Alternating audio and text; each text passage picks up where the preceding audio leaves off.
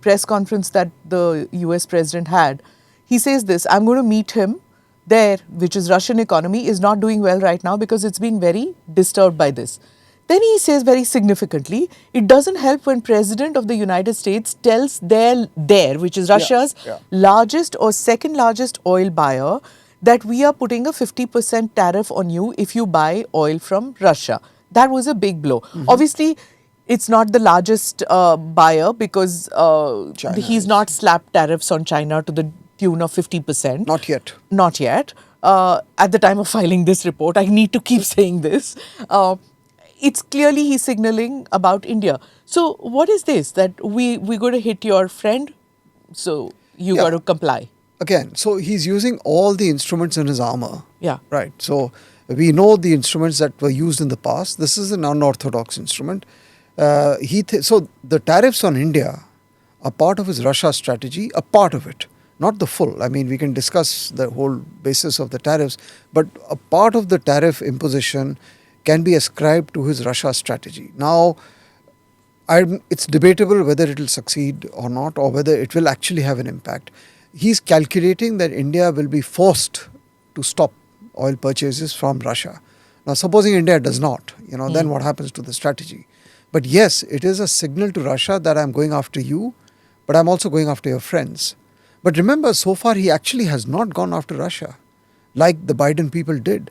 The people who actually imposed these crippling sanctions on Russia was not Trump, it was Biden. But then nobody expected him to go after Putin. He was supposedly friends with Russia. That was the entire Democrat campaign. Absolutely. That he is pro-Russia and everything. And now here he is going hammer and tongs. But then that's also part of what he is. He went after Elon Musk after Elon Musk funded his campaign. So there is no consistency in his attitude, behavior, policies, nothing.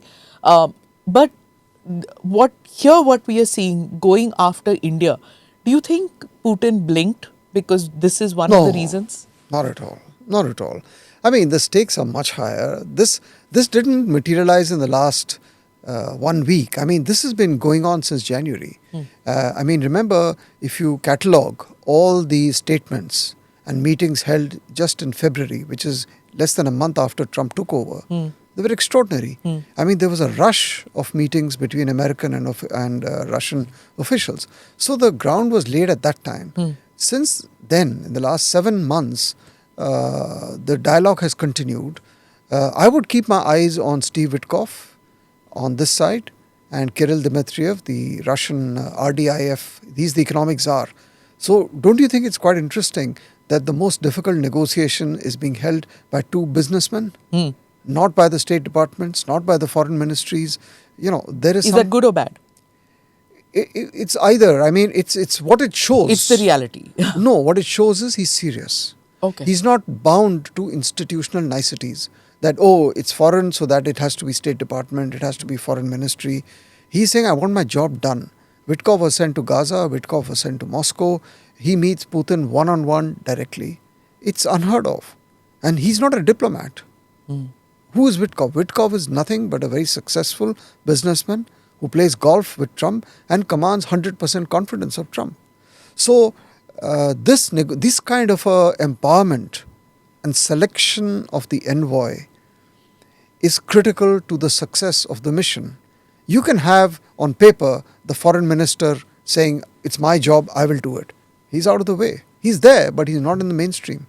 So so therefore, this impact of this tariff on Putin's mind could be there, but I will definitely not try to exaggerate its impact on Putin, because Putin's calculations are very, very different. Pastor Saran, when career diplomats negotiate deals, they have a future, they have a long-term goal in mind for the country, right? You being a career diplomat and you have negotiated so much, you know this, right? Like, you think 20 years ahead, even if you're retiring in 5 years or the administration changes in 10 years, you know, and you're planning for the country ahead. But when deal makers, when businessmen come in, they are looking at immediate transactional benefits. So how is this good for America and for the world?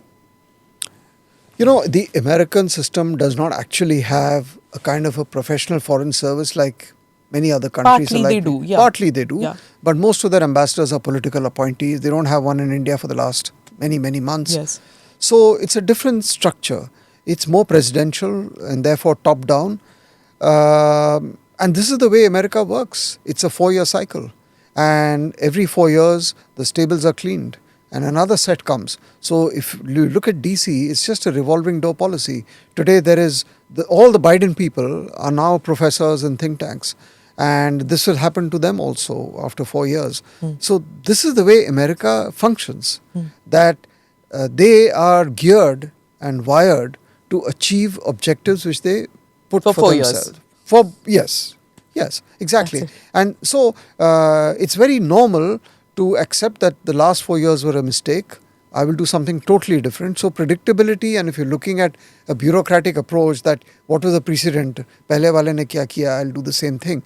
That really doesn't apply to the United States.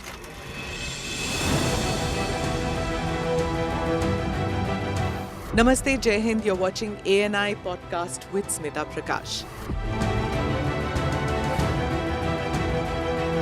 अगर हम उसको मस्जिद कहेंगे तो फिर विवाद होगा। The issue is टूटा है क्या भारत? 400 पार का मतलब ये है कि संविधान खतरे में है। क्या हम लोग ये निर्देश देते हैं कि फला को गिरफ्तार करके जेल डाल दें? वही तो कह रहे हैं सब। ये बेबुनियाद निराधार आरोप। सच्चा सुनना चाहो देखो स्मिता प्रकाश ANI, it does not lie.